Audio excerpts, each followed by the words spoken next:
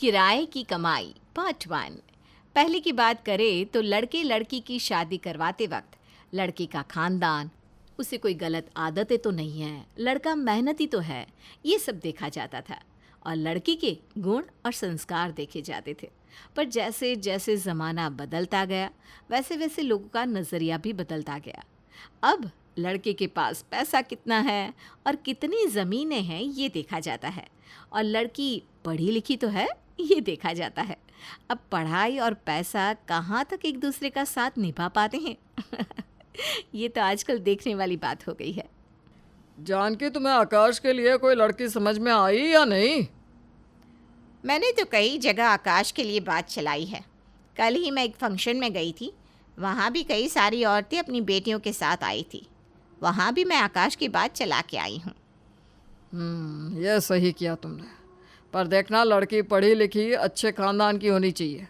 पैसा तो हमारे पास बहुत है, लेकिन लड़की सुंदर पढ़ी लिखी होनी चाहिए। हाँ हाँ, मैं अपने आकाश के लिए कोई ऐसी वैसी लड़की थोड़ी ना पसंद करूँगी। एक तरफ झवेरी लाल का परिवार अपने बेटे आकाश के लिए एक पढ़ी लिखी सुंदर लड़की तलाश कर रहा था, वहीं दूसरी तरफ रिया की माँ को आकाश का परिवार पसंद आ गया था। अरे मैं कह रही हूँ, कल ही तो वो आई थी फंक्शन में। कितने सारे गहने पहने थे उन्होंने, सर से लेकर पाँव तक एकदम टिप टॉप थी। कितनी महंगी तो साड़ी पहन रखी थी उन्होंने। वो अपने बेटे आकाश के लिए एक सुंदर और पढ़ी लिखी लड़की ढूंढ रही है। मैं तो कहती हूँ हमारी रिया उनके लिए बिल्कुल सही रहेगी। पर क्या तुम्हें लगता है कि रिया इस रिश्ते के लिए मानेगी? अरे आजकल जिसके पास पैसा है ना, वही सबसे ज़्यादा सुखी है इस दुनिया में। रिया भी तो हमेशा से कहती है कि उसे अपने सपने पूरे करने हैं, तो आकाश से बेहतर लड़का उसे मिल ही नहीं सकता। मैं तो कहता हूँ तुम जल्दी से रिया से बात कर लो, तो हम आकाश के साथ उसका रिश्ता तय कर दें। हाँ बस, आज वो ऑफिस से जैसे ही घर आएगी ना, मैं उससे बात कर लूँगी। कावेरी और चंदन दास को आकाश का परिवार बहुत ज़्यादा पसंद था, क्योंकि उनके पास काफ़ी सारा पैसा था। हर माता पिता की तरह वो भी अपनी बेटी की शादी एक बड़े पैसे वाले खानदान में करवाने की सोच रहे थे। ओहो माँ, तुम फिर से शुरू हो गई मेरी शादी को लेकर। अरे तो अब तेरी उम्र भी तो हो गई है ना, अब नहीं करेगी तो कब करेगी फिर शादी?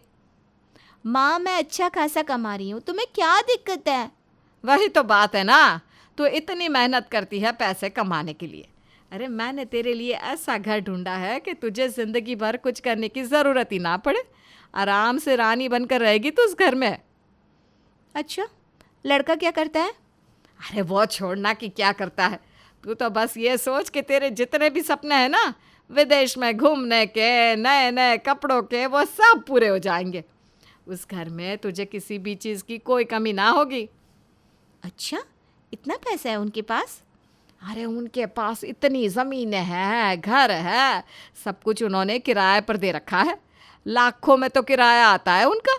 तू बस इस रिश्ते के लिए हाँ कर दे, बहुत खुश रहेगी तू उस घर में। पर उनके पास इतना पैसा है तो वो मुझे क्यों अपने बेटे के लिए पसंद करेंगी? अरे उन्हें सुंदर और पढ़ी लिखी लड़की चाहिए अपने बेटे के लिए, और तुझ में वो सारे गुण हैं बेटा। ठीक है माँ, अब आप उनकी इतनी तारीफ़ कर रही हैं तो मेरी तरफ से भी हाँ है। ये हुई ना बात बेटा। देखना, तेरी शादी पे भी इतना खर्चा करेंगे कि सब लोग देखते ही रह जाएंगे। रिया की माँ ने रिया को आकाश के घर वालों के बारे में बताकर मना लिया था, और रिया भी खुश थी कि उसकी शादी एक बड़े खानदान में तय हो रही है।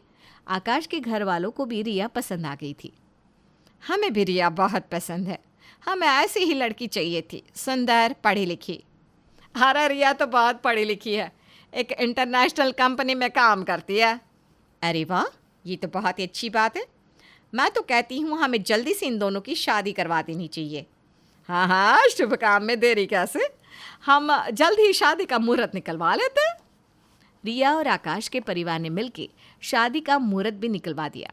रिया के लिए शादी में बहुत सारे महंगे महंगे तोहफे और गहने आए थे उसकी ससुराल की तरफ से, जिसे देखकर रिया काफ़ी ज़्यादा खुश थी। कितने सुंदर और महंगे गहने हैं ना।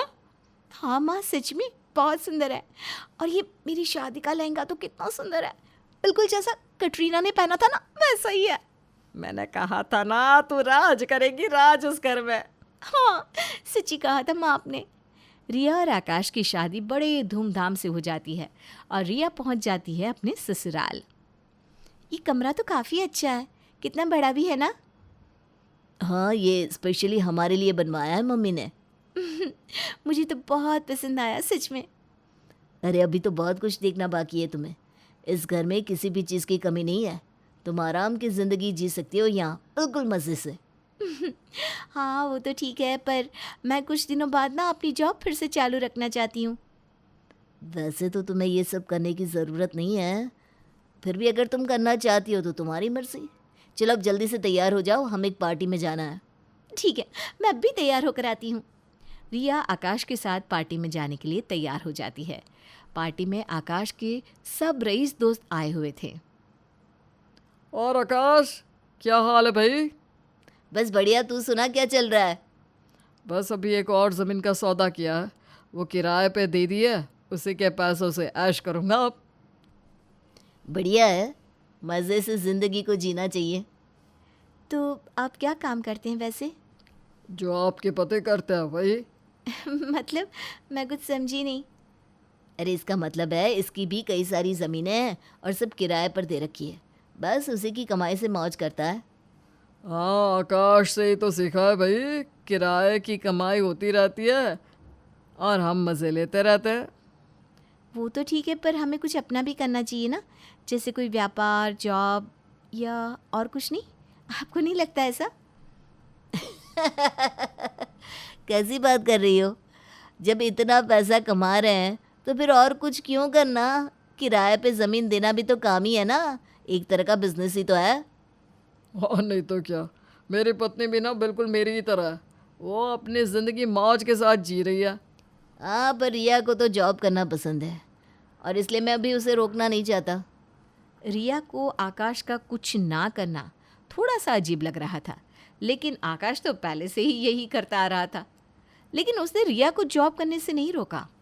कुछ दिनों के बाद, आज से मैं फिर से जॉब शुरू कर रही हूँ, मैं शाम तक आ जाऊँगी।